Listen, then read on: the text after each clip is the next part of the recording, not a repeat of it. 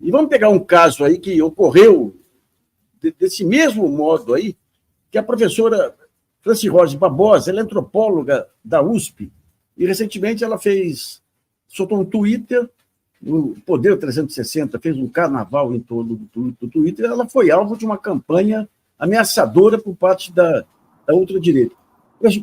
Professor, obrigado aqui por sua participação aqui no GGN. Eu queria que resumisse aí o que foi esse episódio. Então, boa noite a todos, boa noite, Luiz, obrigado pelo convite. Então, esse episódio foi no dia 13, mais ou menos, eu recebi uma mensagem de um jornalista querendo que eu comentasse as minhas postagens sobre a Palestina, né, no caso. Né? No caso deles, era segundo o Hamas, era um apoio ao Hamas. E aí eu fiz um comentário, eles fizeram uma matéria como se eu apoiasse a reação do Hamas, como se eu estivesse do lado do Hamas, alguma coisa. E isso gerou, né, não só para mim especificamente, várias ameaças, várias mensagens, e-mails, né, e foi um pouco assustador, né, porque é uma violência, né, assim, em nenhum momento eu estava comemorando nada, eu estava apenas defendendo a causa palestina, né. Então, são essas leituras enviesadas, né, que as pessoas não te ouvem. O Twitter, a gente sabe que eu até estou fora, né? Tranquei meu Twitter, porque a violência é muito grande. É um espaço pequeno, então você não pode ficar ali escrevendo textos imensos, né? Então, criou essa violência que gerou bastante transtorno, né? Assim, na minha vida acadêmica, no meu cotidiano. Eu só lembro aí que, acho que foi o G1 aí, aquele rapaz que era o correspondente, entre aspas, aí dos palestinos junto à mídia, é o que mandava depoimentos aí. Hoje, logo que ele chegou ao Brasil, ele deu um depoimento emocionado aí com família, parte da família ainda na Palestina, e o G1 pega posts dele de 2015 para dizer que ele era radical em 2015. Gente, o que isso tem a ver com... O fato de ter um palestino que é radical contra Israel muda a natureza humana dele aí. Então, é complicado isso. Né? E aí a questão que as pessoas não deixaram, né, eu, no caso, me expressar, eu sou uma militante da causa palestina desde garota, desde 14 anos. Então, assim, qualquer coisa que movimente a Palestina está me movimentando direta e indiretamente. Então, assim, as pessoas desconhecem a história da Palestina. E aí, depois que teve o meu caso, começaram a juntar vários professores de esquerda, professores que votaram neste governo, e aí, como se esses professores, né, haja visto o caso do professor Salem Nasser e outros tantos professores, que também ficaram no alvo dessa extrema-direita. Então, é muito complicado, né? Esse trabalho todo nosso, né, virou um grande problema. Falar da Palestina virou um desafio, né? E a gente vai continuar desafiando esse jornalismo que você acabou de apresentar, na CIF, muito bem, essa divulgação. É o nosso papel, nós estamos aqui para divulgar o que a gente sabe, o que a gente conhece, e a realidade, né? Sem esconder. Quer dizer que, digamos, essas ondas da ultradireita acabam tendo espaço no jornalismo, além desse episódio do 360? Com certeza. E vai outro, teve uma lista, né, de um jornal aí do Sul, com nomes de docentes, e aí até o deputado Ivan Valente tomou uma providência que ele podia, como seu mandato, de uma certa defesa aos docentes, né, uma proteção dos docentes que apoiam a causa palestina. Que eu acho que é isso, a gente tem que se proteger, né, de todas as formas, a gente tem uma bandeira, a gente vai levantar a nossa bandeira, e isso está refletindo também, que é o que eu até programei para conversar com vocês a respeito do crescimento da islamofobia a partir do dia 7 de outubro.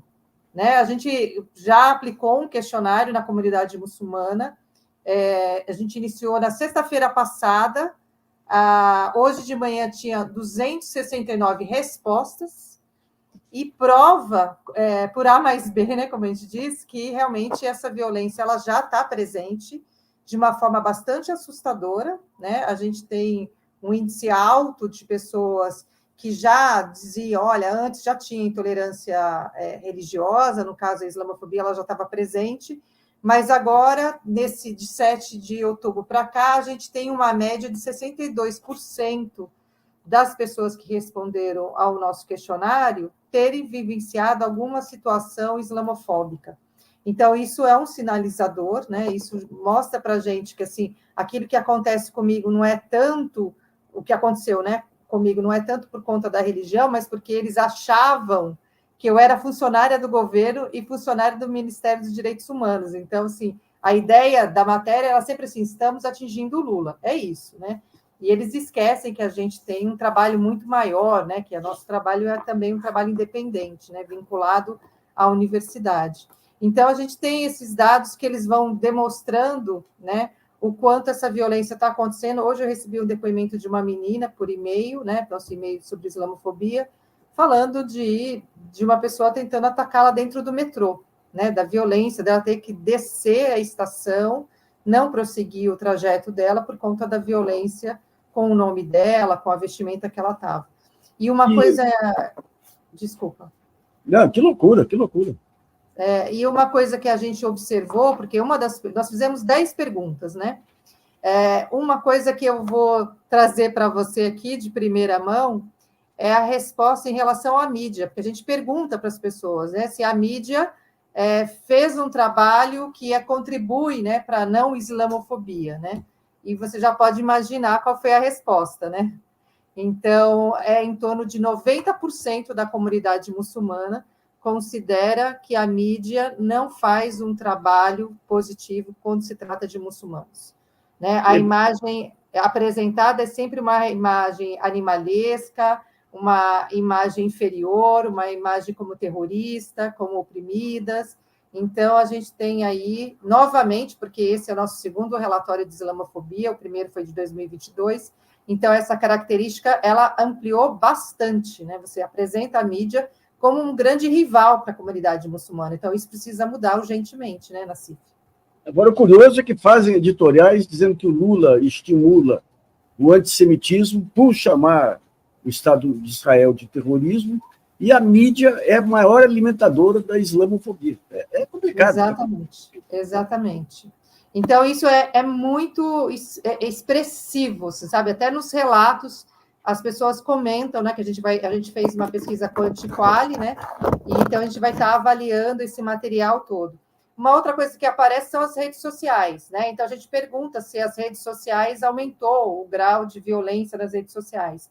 Está em torno também de 85%, 84%, a depender de homem ou mulher, dizendo que o aumento na violência em redes sociais. Então, a gente tem um quadro bastante sintomático. A gente trabalha com efeitos gatilhos. O que seriam efeitos gatilhos? Então, a gente tem 11 de setembro, a gente tem o 7 de janeiro, a gente tem o 10 de setembro, né? Que são datas que teve alguma situação de conflito que envolveu muçulmanos, então, no caso, 7/11, e qualquer outro evento internacional que aconteça, ele acaba interferindo diretamente da sociedade muçulmana brasileira. Então, as pessoas consideram isso, as mulheres consideram isso mais que os homens, as mulheres sentem mais, é óbvio, porque as mulheres estão na linha de frente, as mulheres que usam lenço como eu, elas são as mais atacadas, elas são as mais visualizadas, as mais discriminadas, mas os homens estão ali em torno de 70% também sinalizando que esses eventos internacionais também interferem no cotidiano da comunidade muçulmana, né? Então, a gente tem aí um gráfico bem interessante para a gente pensar.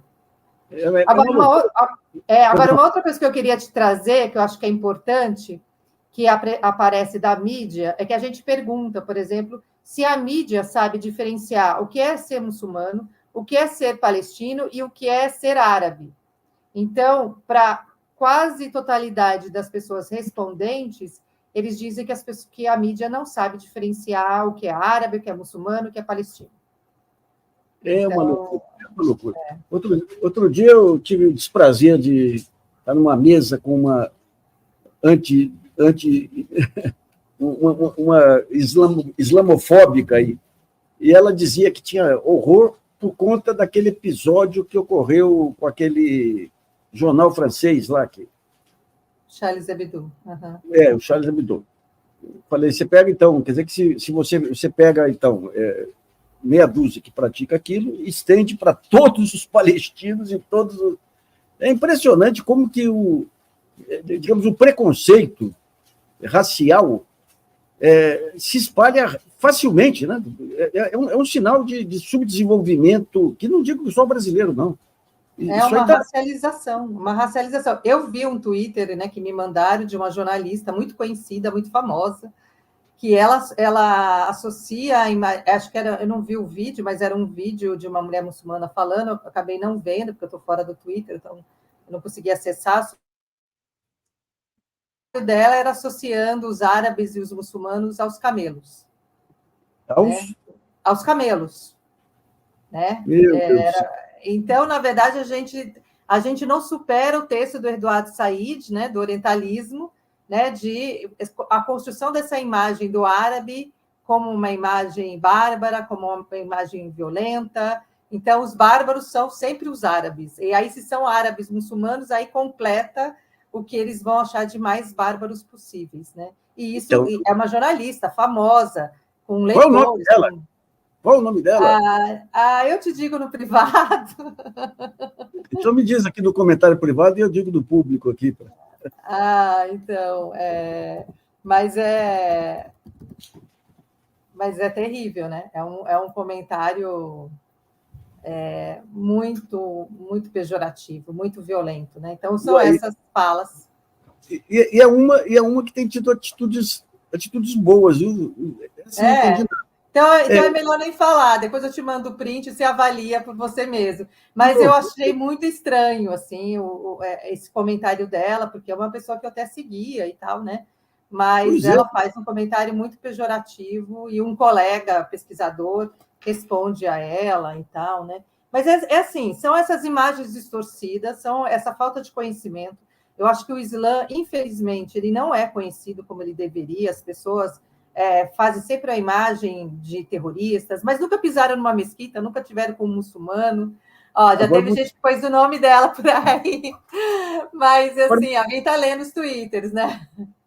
Agora então, eu vou falar uma coisa sobre essa ignorância em relação... Eu sou descendente de libaneses. Eu imaginava, quando falavam lá da chácara que meu bisavô tinha no Líbano, eu imaginava quase que roupa de beduíno e...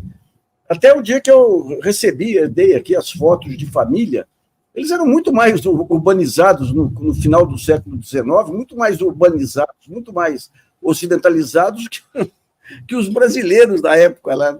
Mas a imagem, eu, como filho descendente de libaneses, tinha essa visão. Mas agora, digamos, essas imagens de pais com filhos mortos e tudo serviu, pelo menos, para acabar com esse mito aí com essa desumanização do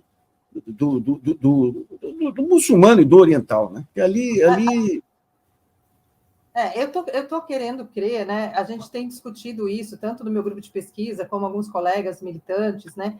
Que a gente está numa nova era de luta pela causa palestina e pelos palestinos. Então, a gente quer crer que as pessoas estão buscando informações, que as pessoas estão indo atrás das informações. A gente tem trabalhado... Eu fiquei praticamente 15 dias em silêncio, então, sem participar de nada, sem aceitar live nenhuma, para conter essa onda, né, de violência.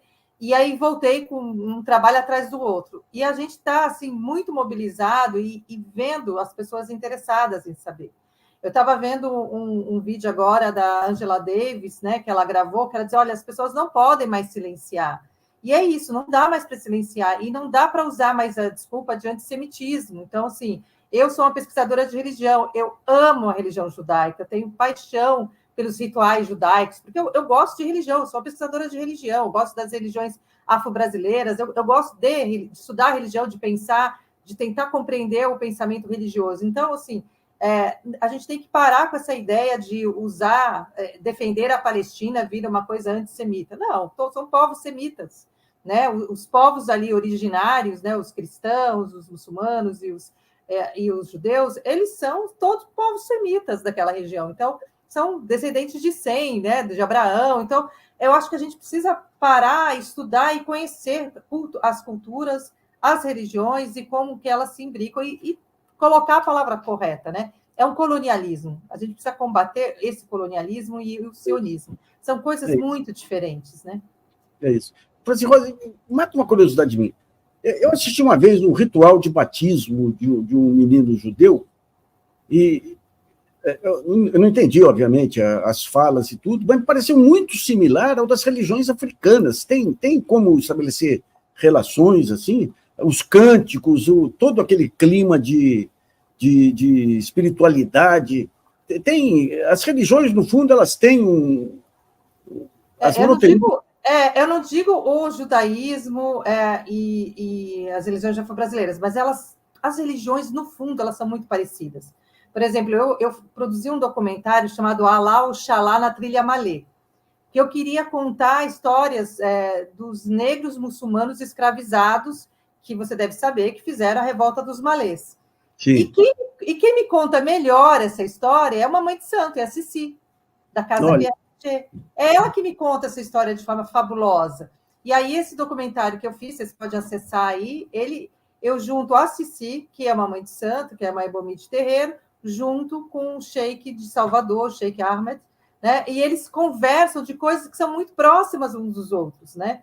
Então, e aí é o diálogo, né? O Sheik Ahmed fala assim, olha, quantas vezes a palavra diálogo aparece no Alcorão? 46 vezes. E ela fala da tradição afro-brasileira, fala do candomblé, e ela diz, olha, na nossa religião também a gente fala justamente da questão do diálogo. Então, assim, muitas coisas são parecidas, todas as religiões têm algum diálogo.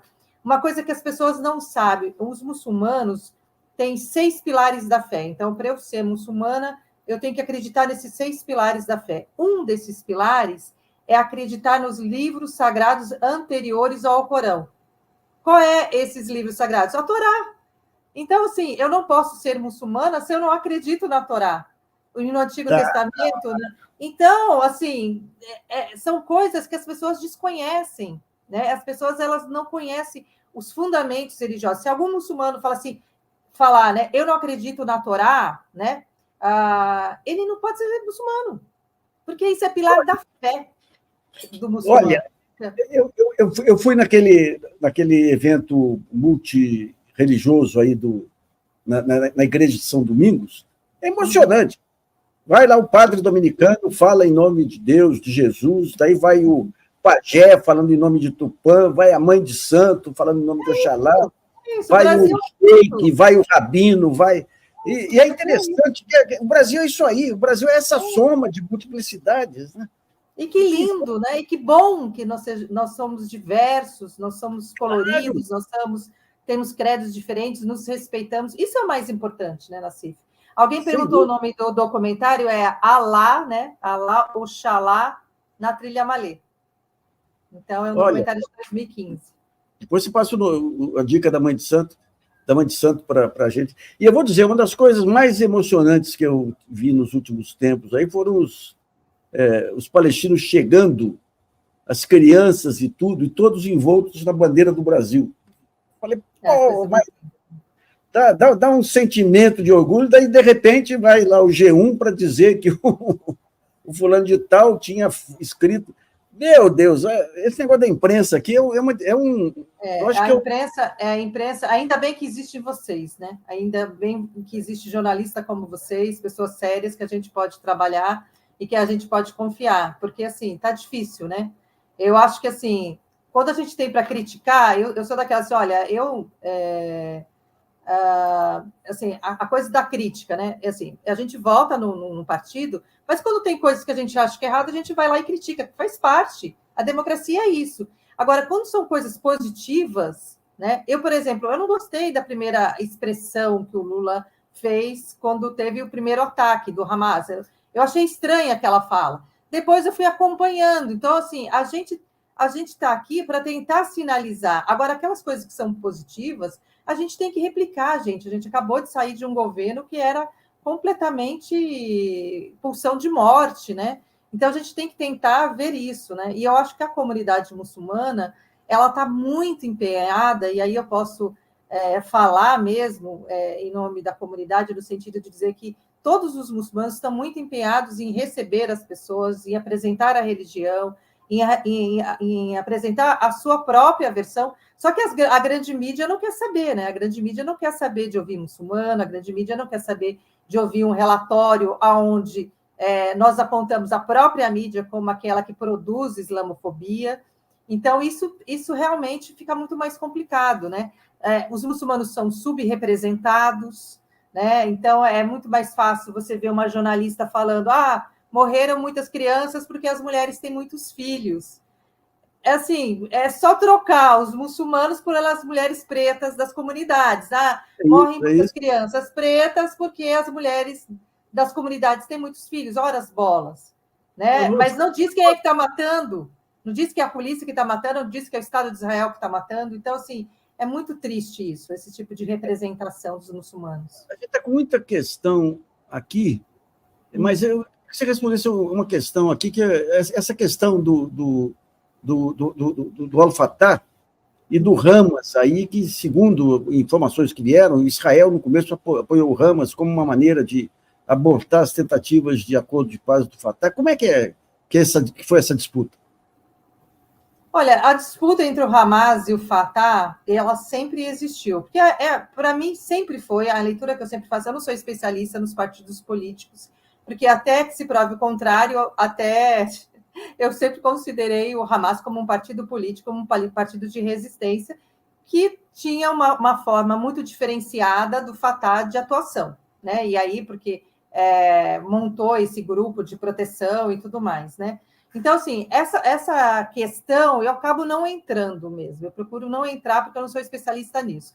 Mas eu acho que, assim, o Hamas foi eleito, né? Eu já cheguei a conversar, por exemplo, há muito tempo atrás, com uma deputada que foi eleita e que ela falava: olha, nós mulheres trabalhamos assim, nós ajudamos na causa, a gente contribui com as nossas, sei lá, se a gente tem uma joia, a gente dá para contribuir, para formar essas pessoas, para constituir escola, formação para as nossas crianças. Então, você tem toda uma comunidade apoiando. Eu conversando com uma aluna que fazia parte de uma ONG no Líbano, ela disse para mim: professora, quando a gente encaminhava material escolar para Gaza, esse material passava pelos checkpoints, eles eram todos estragados. Esse material não chegava para as crianças. Então, o que a gente começou a fazer? A gente negociou com o Hamas. Vamos mandar esse material via o túnel do Hamas. E eu achei interessante uma fala dela, uma pessoa que estuda, que pesquisa. Eu falei assim: a gente tinha que mandar esse material e eles encaminhavam e o material chegava para as crianças. Então, eu acho que assim, Gaza, as pessoas precisam entender, é uma prisão em céu aberto, as pessoas tinham que se virar como pode. Então, o Hamas, obviamente, deviam ter várias outras ramificações, outras formas de agir, mas a gente não pode dizer: o Hamas não é Palestina. Gente, como assim? Não vou dizer que Hamas é também Palestina. Agora, outra coisa é dizer se as pessoas aprovam ou não o que o Hamas fez. E é outra questão, porque a gente tem que dizer: o Hamas, ele quebrou o direito internacional, né? Assim, ele matou civis. Então, a gente tem que ficar olhando muito cuidadosamente, e aquilo que você disse inicialmente. Se a ONU não disse que é um terrorista, né, que Hamas é terrorista, não sou eu que vou dizer, né? Existem outros sistemas muito mais poderosos e importantes para definir o que é o que não é terrorismo. E aí eu fico com a definição do professor Salem Nasser, né, que o terrorismo ele não tem uma definição acadêmica clara, né, para a gente ficar usando esse conceito à torta e à direita.